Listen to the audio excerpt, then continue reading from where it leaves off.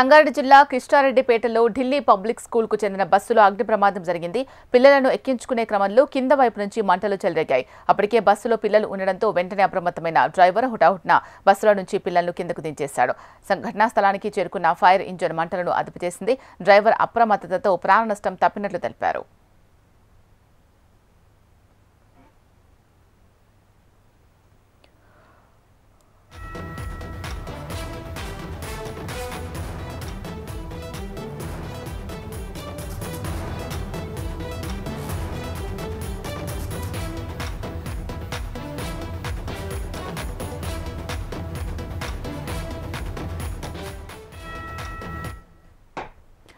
సంగారెడ్డి జిల్లా కిష్టారెడ్డిపేటలో ఢిల్లీ పబ్లిక్ స్కూల్కు చెందిన బస్సులో అగ్ని ప్రమాదం జరిగింది. పిల్లలను ఎక్కించుకునే క్రమంలో కింద వైపు నుంచి మంటలు చెలరేగాయి. అప్పటికే బస్సులో పిల్లలు ఉండడంతో వెంటనే అప్రమత్తమైన డ్రైవర్ హుటాహుటిన బస్సులో నుంచి పిల్లలను కిందకు దించేశాడు. ఘటనా స్థలానికి చేరుకున్న ఫైర్ ఇంజిన్ మంటలను అదుపు చేసింది.